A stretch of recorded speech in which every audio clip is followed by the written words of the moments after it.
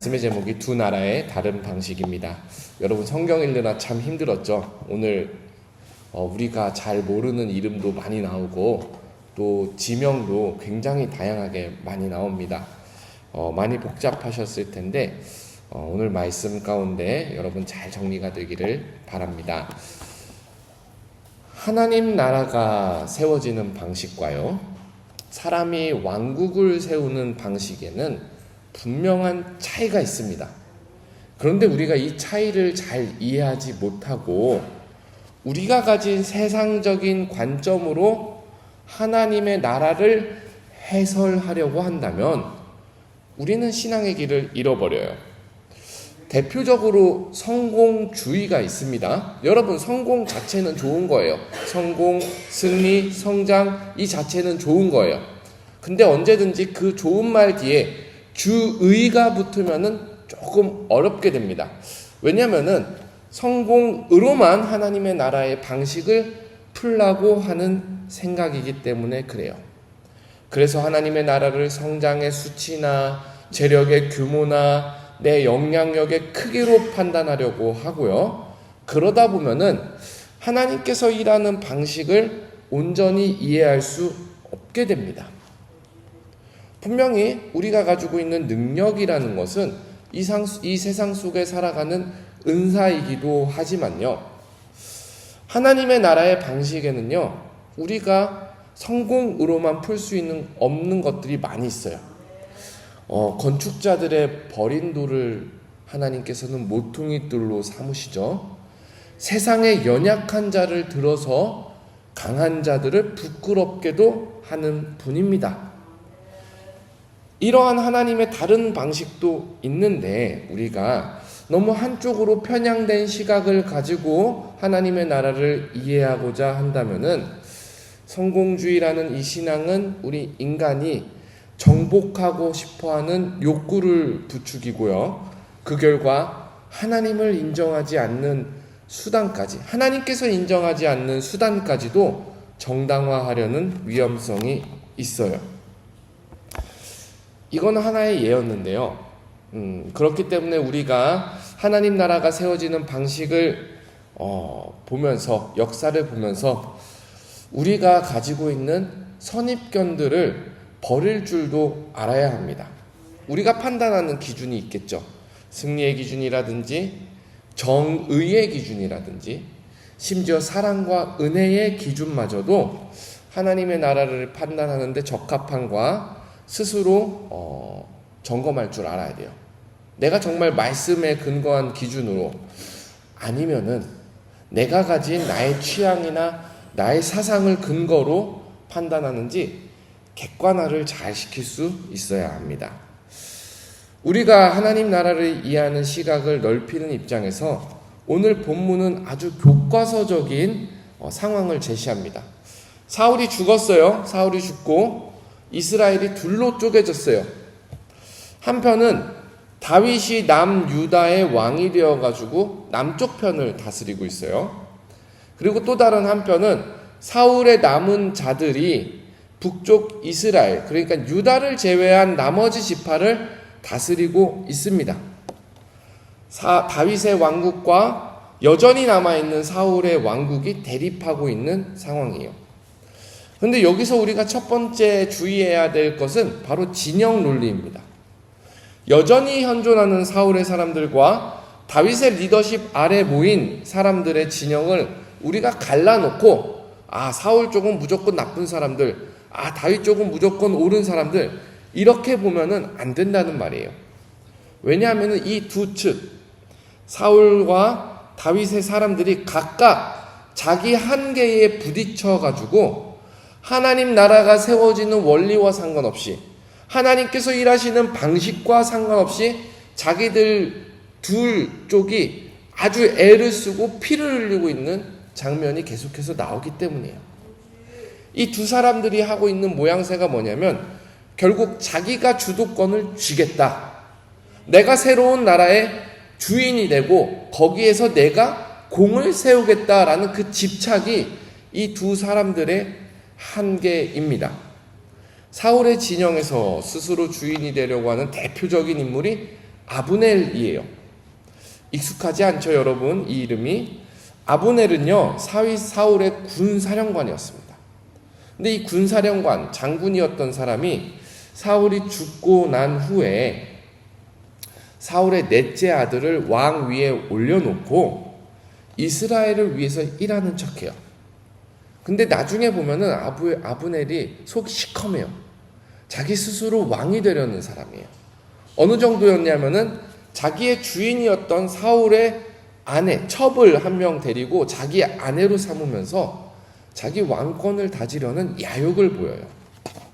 아브넬이 북쪽 이스라엘 측에서 자기 욕심을 채우려고 하는 사람의 대표적이었다면, 다윗 편에서는 요압과 그의 형제들이 있어요. 요압 또한 단편적으로 보면 다윗에게 충성하는 신하처럼 보이지만요, 요압이 오늘 본문에 보면은 다윗과 하나님의 마음을 헤아리지 못하고 자기 욕심에 이끌려서, 자기 집착에 이끌려서 싸우는 사람으로 보여집니다. 그러니까 정리를 하자면은 아브넬이라는 사람과 요압과 요압의 형제들이라는 사람이 모두 각자의 자리에서 자기가 주도하고 싶어서, 자기가 원하는 방식으로 나라를 세우고 싶어서 아주 안달이 나 있고, 결국 이 두 측이 충돌하는 장면을 보여줘요. 자, 한번 제가 14절을 읽어드리겠습니다. 아브넬이 요압에게 이르되, 이제 전쟁에서 이 두 사람이 만난 거예요. 아브넬이 요압에게 이르되, 원하건대 청년들에게 일어나서 우리 앞에서 겨루게 하자. 요압이 이르되 일어나게 하자 하매. 그러니까 한쪽 장군이, 야, 우리 직접적으로 대규모 전쟁을 벌이지 말고 청년 대표를 뽑아가지고 전쟁을 치르게 하자. 그러니까 반대쪽 장군이 그거 좋은 방법인데 하면서 서로 각자 대표를 뽑자고 합니다. 우리 전쟁을 보면은 대표적인 장수들이 나와서 싸우고 그 다음에 어떻게 할지 결정하는 경우도 있고, 오늘과 같이 정예군 몇 명을 뽑아가지고 싸우게 하는 장면이 있을 수도 있어요. 그런데 이 말씀을 자세히 읽어보면요, 참으로 기가 차고 참으로 잔인한 모습이 나와요. 자, 아브넬이 요압에게 말할 때 뭐라고 말하는지 한번 다시 성경을 보세요. 14절입니다. 청년에게 일어나서 우리 앞에서 겨루게 하자라 그래요. 근데 이 겨루게 하자라는 말이 히브리어로 샤하크입니다. 이 샤하크가 뭐냐면은 웃다 장난치다예요. 웃다 장난치다. 그러니까 뭔 말이냐?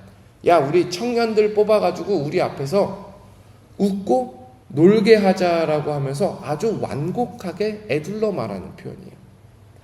야, 우리 잘 싸우는 청년 12명씩 뽑아가지고 우리 앞에서 한번 놀아보자.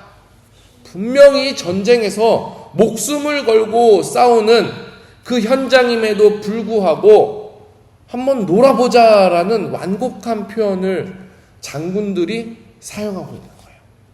생명이 걸린 현장에서 마치 장난삼아 버리는 시합처럼 바라보고 있는 상황이에요. 여러분, 사람이 참 잔혹하지 않습니까?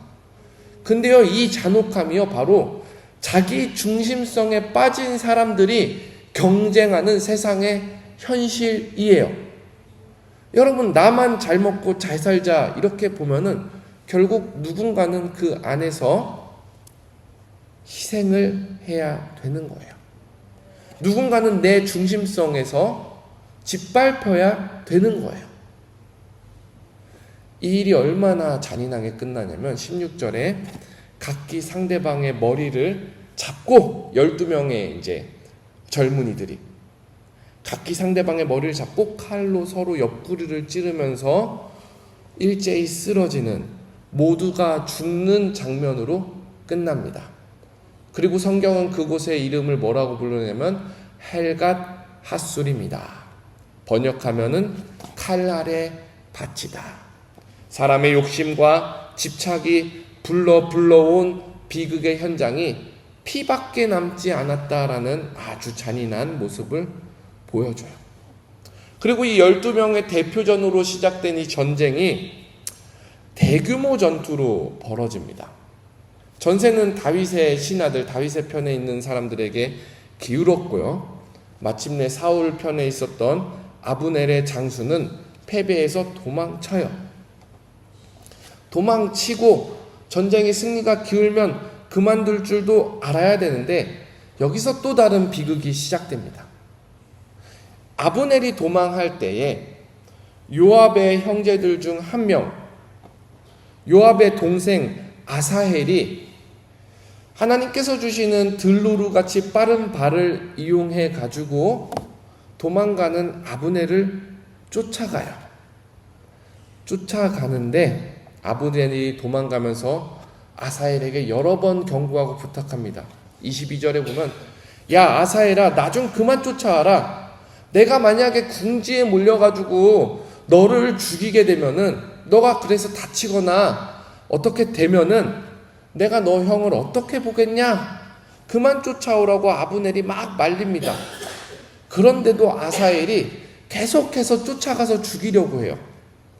서로에게 긍휼과 자비를 찾아볼 수 없지요. 그런데 여기에는 욕구가 있는 거예요. 아사헬에게 있는 욕구가 있는 거예요. 적의 장군을 내가 꼭 죽여가지고 내 손으로 해결해가지고 내가 새로운 나라에 정치적으로 큰 공을 세우겠다.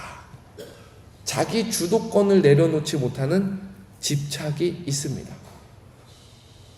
결국 아브넬이 궁지에 몰려가지고 쫓아오는 아사헬을 창으로 찔러서 죽여요. 여러분 지금까지 이 두 나라가 충돌하는 방식이 어땠습니까? 계속 서로 싸우고 서로 죽고 죽이고 피가 흘러지고 흐르는 이 장면의 연속이에요. 근데 이 장면의 연속들이 이 비극적인 상황의 연속들이 어떻게 보면 세상의 역사가 흘러오는 방식이라는 거죠. 인간은 누구도 자기 주도권을 내려놓으려 하지 않습니다. 내 주권을 뺏기면 나는 죽는다. 차라리 주권을 뺏겨서 사느니 나는 살지 않겠다라는 심보로 오히려 자기 주권을 내세우고 있어요. 이게 사실 역사적인 것만 보지 않고 교회에서 우리가 섬기는 방법들만 봐도 이런 모습이 너무 잘 나옵니다. 교회에서 불화가 있을 때 어떠한 부서에서 큰 목소리가 나고 큰 소리로 부딪힐 때 결국 본질적으로 뭡니까? 내가 이 부서에서 주도권을 잡아보겠다라는 충돌 아닙니까? 그리고 이 주도권이 충돌하는 가운데 누군가 이기면 자기 왕국을 세우는 거고요. 누군가 지면은 완전히 죽어버리는 세상이 되는 거죠. 이렇게 세상은 서로의 주도권이 충돌하는 가운데 비극으로 물들고 아픔 위에 또 다른 아픔이 끊임없이 겹쳐서 더해질 뿐이었습니다. 이처럼 인간의 비극이 반복되는 역사 한가운데 하나님의 나라가 임하는 방법도 성경이 소개하고 있어요. 하나님의 나라가 임하는 방법이요. 우리 먼저 3장 1절을 한번 같이 읽어보겠습니다. 3장 1절입니다. 시작. 사울의 집과 다윗의 집 사이에 전쟁이 오래매 다윗은 점점 강하여 가고 사울의 집은 점점 약하여 가니라. 우리가 1절을 읽을 때 조심해야 되는 것이 다윗의 신하들이 계속 전쟁에서 이겨가지고 다윗의 신하들이 사울의 종이었던 아브넬을 물리쳐가지고 다윗이 강성해진다. 이렇게 보면은 큰 오산이 있습니다. 사람들이 이렇게 처참하게 싸우고 서로 죽일 때 성경이 집중하는 것은 다윗의 집이 점점 강하여진다예요. 근데 강하여지는 방식이 아주 묘하게 바로 이어지는 족보에 나오는 거예요. 참 이상하지 않습니까? 앞과 뒤에는 전쟁 이야기뿐인데 전쟁 이야기뿐인 이 사이에 하나님께서 다윗을 통해서 다윗의 가문의 씨를 키워가는 아들들을 태어나게 하는 족보를 기록합니다. 정말로 오묘해요. 왜 성경은 이렇게 죽음과 죽음의 현장 사이에 생명이 태어나게 하는 모습을 보여줄까? 그리고 더 재미난 사실은 2장에서 4장 이스라엘과 유다가 싸우는 이 전쟁의 혼란 가운데 다윗은 한 번도 직접적으로 전투에 참여하지 않습니다. 달리 말해 사람은 자기 주도권을 지키기 위해서 서로 경쟁하면서 죽이기를 불사하지 않을 이때에 하나님은 장차 이 나라의 왕이 될 다윗을 전쟁의 현장에서 빼어두고, 전쟁의 싸움의 현장에서 빼어두고, 인간이 주도하려고 하는 현장에서 빼어두고, 오히려 하나님은 다윗을 통해 또 다른 생명을 태어나게 하는 방식으로 하나님의 나라를 만들어 간다라는 사실인 거죠. 사랑하는 여러분, 여전히 우리가 오늘 살아가는, 오늘 생활해야 하는 삶의 현장 가운데는 우리가 치러야 할 싸움과 긴장이 있습니다. 그런데 혹시 그 싸움과 긴장의 상황 가운데 여전히 내가 내려놓지 못하는 나의 중심성이 없는지 기도 가운데 되돌아봐야 합니다. 인간의 욕심과 혈기는 누군가에게 상처와 아픔을 남기기 마련이에요. 그런데 반대로 우리가 하나님의 섭리하는 방식을 바라볼 때 우리는 믿음 가운데서 분명한 소망을 가질 수 있습니다. 하나님의 섭리 방식은 사람이 죽고 죽이는 이러한 비극의 현장 가운데서도 하나님의 나라를 생명으로 점점 강성하게 채워갑니다. 언약의 백성들, 계보를 만들어가는 하나님이시죠. 그러므로 우리는 우리가 주도권을 붙들려고 하는 그러한 집착 대신에 하나님의 역사하심을 신뢰하며 이 주도권을 하나님께 맡기고 오늘 하루를 걸어가기를 기도해야 합니다. 오늘 하루도 저와 여러분에게 하나님께서 맡기신 가정과 교회와 삶의 현장에서 하나님께서 생명의 역사를 일으키실 거예요. 그리스도인의 싸움은요, 죽이는 싸움이 아니라 살리는 싸움이어야 합니다. 다윗의 집안을 강하게 세우신 하나님께서, 우리를 언약 백성으로 초대하신 하나님께서 우리의 삶과 우리의 인생을 더욱더 강건하게 세워가실 줄 믿습니다. 그러니 기대와 소망을 품고 우리의 주권을 모두 하나님께 온전하게 맡겨드리는 하루가 되기를 우리 함께 기도합시다. 기도하겠습니다.